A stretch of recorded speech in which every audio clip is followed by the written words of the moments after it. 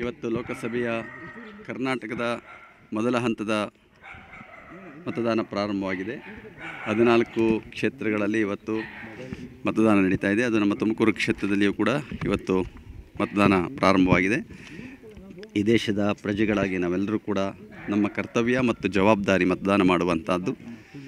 ಜೊತೆಗೆ ಪ್ರಜಾಪ್ರಭುತ್ವ ಯಶಸ್ವಿಯಾಗಬೇಕಾದರೆ ಪ್ರತಿಯೊಬ್ಬ ಪ್ರಜೆಯೂ ಕೂಡ ತನ್ನ ಕರ್ತವ್ಯವನ್ನು ನಿಷ್ಠೆಯಿಂದ ಶ್ರದ್ಧೆಯಿಂದ ಪ್ರತಿಯೊಬ್ಬರೂ ಕೂಡ ಮಾಡಬೇಕಾಗಿರುವಂಥದ್ದು.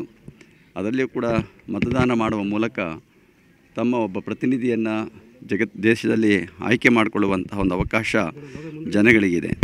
ಏಕೆಂದರೆ ಜನಗಳೇ ನಾಯಕರಾಗಿರುವಂತಹ ಅವರ ಪ್ರತಿನಿಧಿಯನ್ನಾಗಿ ಆಯ್ಕೆ ಮಾಡಿಕೊಳ್ಳುವಂತಹ ಒಂದು ಅವಕಾಶ ಇವತ್ತು ನಮ್ಮ ಸಂವಿಧಾನ ನಮಗೆ ಕೊಟ್ಟಿರುವಂಥದ್ದು. ಹಾಗೆ ಇವತ್ತೆಲ್ಲರೂ ಕೂಡ ತಮ್ಮ ತಮ್ಮ ಮತದ ಮಹತ್ವವನ್ನು ಅರಿತು ಪ್ರತಿಯೊಬ್ಬರೂ ಕೂಡ ಮನೆಯಿಂದ ಬಂದು ವೋಟನ್ನು ಹಾಕುವಂಥ ವ್ಯವಸ್ಥೆಯನ್ನು ಮಾಡಬೇಕು. ಇವತ್ತು ವೋಟ್ ಮಾಡೋದಕ್ಕೆ ತುಂಬ ಅನುಕೂಲಗಳನ್ನು ಸೌಕರ್ಯಗಳನ್ನು ಮಾಡಿಕೊಟ್ಟಿದೆ.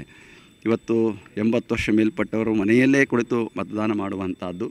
ಮತದಾನ ಕ್ಷೇತ್ರಕ್ಕೆ ಬಂದಾಗ ಅಂಗವಿಕಲರಿಗೆ ವೀಲ್ ಚೇರ್ ಇಟ್ಟಿದ್ದಾರೆ ಮತ್ತು ಬೇಕಾದ ಸೌಕರ್ಯಗಳು, ನೀರಿನ ಸೌಕರ್ಯಗಳು ಎಲ್ಲವನ್ನೂ ಇವತ್ತು ಒದಗಿಸಿಕೊಟ್ಟು ಯಾವುದೇ ತೊಂದರೆ ಆಗದಾಗೆ ಮತದಾನ ಮಾಡುವವರಿಗೆ ಪ್ರತಿಯೊಂದು ವ್ಯವಸ್ಥೆ ಇರಬೇಕು ಅಂತ ತಿಳ್ಕೊಂಡು ಇವತ್ತು ಬಹಳಷ್ಟು ಅನುಕೂಲಗಳನ್ನು ಮಾಡಿಕೊಟ್ಟಿದ್ದಾರೆ. ಈ ಅನುಕೂಲ ಇದೆ ಅನ್ನೋ ಪ್ರಶ್ನೆ ಅಲ್ಲ, ಇದು ನಮ್ಮೆಲ್ಲರ ಜವಾಬ್ದಾರಿ. ಇದು ಪ್ರತಿಯೊಬ್ಬ ಕರ್ತವ್ಯನ ಪ್ರತಿಯೊಬ್ಬ ಪ್ರಜೆಯ ಕರ್ತವ್ಯ ಆಗಿರುವಂಥದ್ದು. ನಾವೆಲ್ಲರೂ ಕೂಡ ಏನೇ ಇರಲಿ ನಾವೆಲ್ಲ ಭಾರತೀಯ ಪ್ರಜೆಗಳು ಅನ್ನುವಂಥ ಭಾವನೆ ನಮ್ಮೆಲ್ಲರಿಗೂ ಕೂಡ ಇರಬೇಕಾಗಿರುವಂಥದ್ದು. ಈ ಪ್ರಜೆಗಳಾಗಿ ನಾವೆಲ್ಲರೂ ಕೂಡ ನಮ್ಮ ಕರ್ತವ್ಯಗಳನ್ನು ಪ್ರತಿಯೊಬ್ಬರು ಕೂಡ ನಿರ್ವಹಿಸಬೇಕಾಗಿದೆ. ಆ ನಿಟ್ಟಿನಲ್ಲಿ ನಾನು ಕೂಡ ಇವತ್ತು ನಮ್ಮ ಮಠದ ಪರಂಪರೆಯಂತೆ ನಮ್ಮ ಪರಮ ಪೂಜ್ಯರು ಬಹಳಷ್ಟು ವರ್ಷಗಳ ಕಾಲ ಮತದಾನ ಮಾಡಿದಂತಹವರು, ಬಹುಶಃ ನಮ್ಮ ಕರ್ನಾಟಕದಲ್ಲಿ ಹೆಚ್ಚು ಮತದಾನ ಮಾಡಿರುವಂಥವರು ಪರಮ ಪೂಜ್ಯ ಶಿವಕುಮಾರ ಮಹಾಸ್ವಾಮಿಗಳವರು ಅಂತ ಭಾವಿಸಬೇಕಾಗಿರುವಂಥದ್ದು. ಅದೇ ರೀತಿಯೇ ನಮ್ಮ ಮಠದಲ್ಲಿರುವಂತಹ ಮತಗಟ್ಟೆಗೆ ಹೋಗಿ ಇವತ್ತು ಮತವನ್ನು ಚಲಾಯಿಸಿ ಬಂದಿದ್ದೇನೆ. ಈಗ ನಗರ ಪ್ರದೇಶಗಳಲ್ಲಿ, ಗ್ರಾಮಾಂತರ ಪ್ರದೇಶಗಳಲ್ಲಿ ವೋಟಿಂಗ್ ಪರ್ಸೆಂಟೇಜ್ ಜಾಸ್ತಿ ಆಗುತ್ತೆ, ನಗರ ಪ್ರದೇಶಗಳಲ್ಲಿ ಕಡಿಮೆ ಆಗುತ್ತೆ. ನನ್ನ ವೈಯಕ್ತಿಕ ಒಂದು ಅಭಿಪ್ರಾಯ ಅಂದರೆ 100ಕ್ಕೆ 100ರಷ್ಟು ಮತದಾನ ಆಗಬೇಕಿದು. ಅದೇ ಒಂದು ನ್ಯಾಯಯುತವಾದ ಮತದಾನ ಅಂತೇಳಿ ಭಾವಿಸಬೇಕಾಗಿರುವಂಥದ್ದು. ಇವತ್ತು ಮತದಾನ ಕಡ್ಡಾಯ ಮಾಡಿಲ್ಲ, ಅದೊಂದು ದೊಡ್ಡ ದುರಂತ. ಇವತ್ತು ಮತದಾನವನ್ನು ಕಡ್ಡಾಯ ಮಾಡಿದ್ರೆ ಈ ಒಂದು ಪರಿಸ್ಥಿತಿ ಬರೋದಿಲ್ಲ. ಆದ್ದರಿಂದ ಎಲ್ಲಿವರೆಗೆ ಮತದಾನ ಕಡ್ಡಾಯ ಮಾಡೋದಿಲ್ಲ ಅಲ್ಲಿವರೆಗೂ ನಾವು ಜಾಗೃತರಾಗೋದಿಲ್ಲ.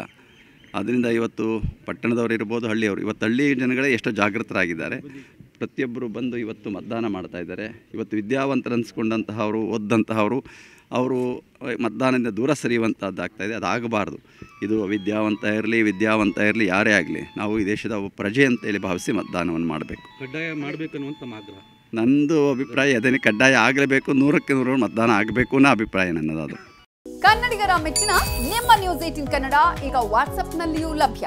ಕರ್ನಾಟಕ ಮತ್ತು ದೇಶ ವಿದೇಶದ 360 ಡಿಗ್ರಿ ಸುದ್ದಿ ವಿವರವನ್ನ ನೀವು ನಿಮ್ಮ ಕೈ ಬೆರಳುಗಳಲ್ಲಿಯೇ ಪಡೆಯೋದಿಕ್ಕೆ ಈ QR ಕೋಡ್ ಅನ್ನು ಸ್ಕ್ಯಾನ್ ಮಾಡಿ. ನಮ್ಮ ಚಾನೆಲ್ ಅನ್ನು ಫಾಲೋ ಮಾಡಿ, ನೋಟಿಫಿಕೇಶನ್ ಆನ್ ಮಾಡಿ.